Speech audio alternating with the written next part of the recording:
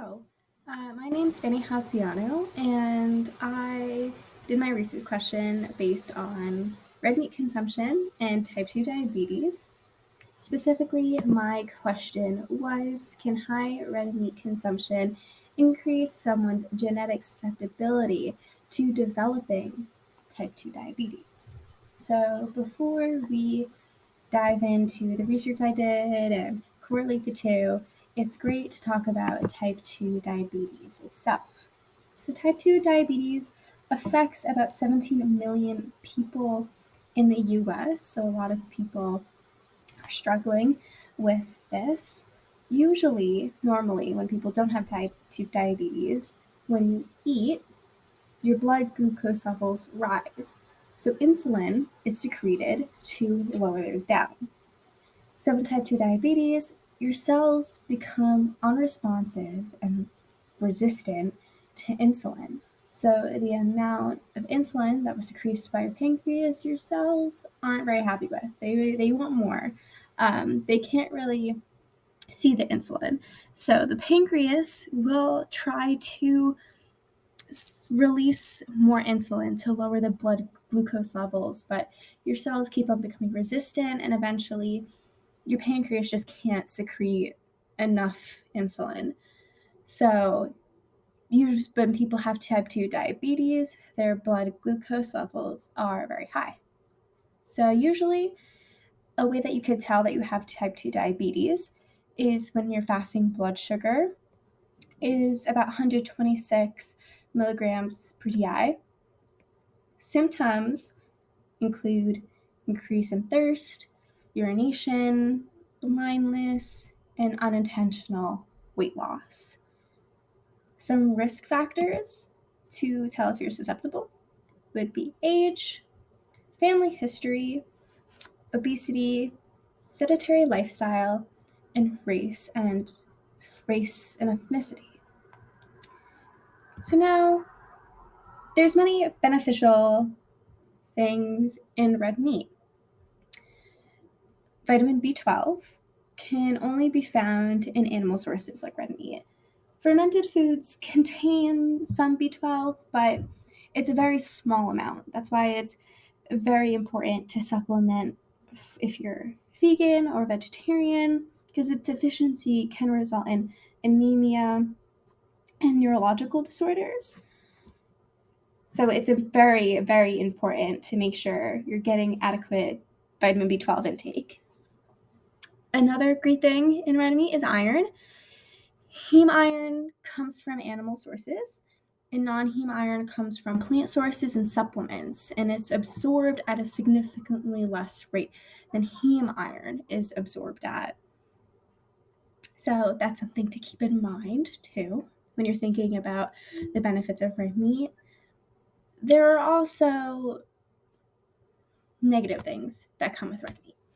Omega-6 fatty acids at some point can cause inflammation, blood vessel constriction, increasing the risk of blood clotting and blood pressure. Saturated fat increases your LDLs, so this can lead to an increase in inflammation, blood vessel constriction, and cardiovascular disease. So that's why it is important to limit red meat intake, not just when we look at type 2 diabetes, but also for cardiovascular disease. So this is the studies that I found when researching my question, can high red meat consumption increase someone's genetic susceptibility to developing type 2 diabetes? Two of the studies I found in 2011 and 2013 included three prospective cohort studies. Cohort studies have a large pool of people that they were studying and researching. I believe it was the 2011 study or the 2013 study had about 1 million people that they were watching over. And the 2011 study concluded that red meat, unprocessed or processed, was positively associated with type 2 diabetes.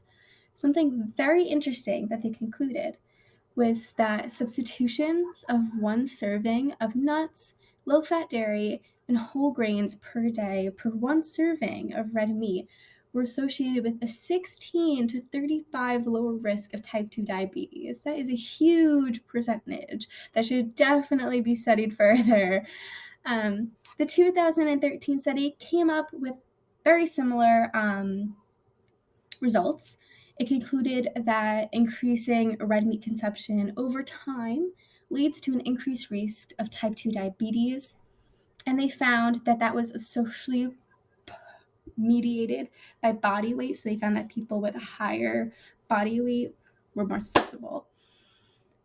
The 2015 study, they asserted that increased dietary heme iron and increased iron status measured by serum ferritin is associated with an increased risk of type 2 diabetes. And they also said that heme iron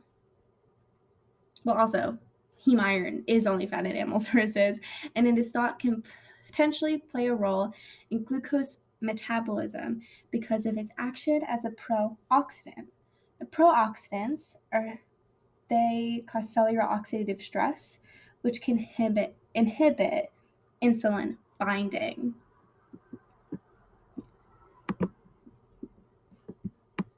My conclusion, based on studies and what they concluded, that more research needed to be done.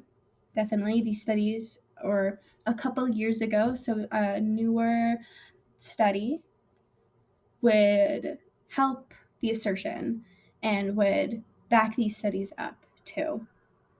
There is strong evidence, though, to conclude that maybe high red meat consumption can lead to an increased risk of developing type 2 diabetes if genetically susceptible.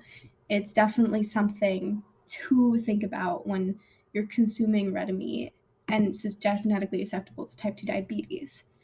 So my recommendations would be to limit the amount of red meat you consume and opt for plant-based options when possible, because like I said before, even if a couple of years they find out all this, the work the studies did was wrong, and there is no correlation, there still is a correlation between high red meat intake and cardiovascular disease. So it's definitely very, very important to reduce your red meat consumption. Some great ways to start doing this and incorporating this into your life is having meatless meals and work your way towards having a mostly plant-based diet. Plant-based diets, they're great. They will decrease your risk of having cardiovascular disease and any diseases that you could get having a high red meat consumption.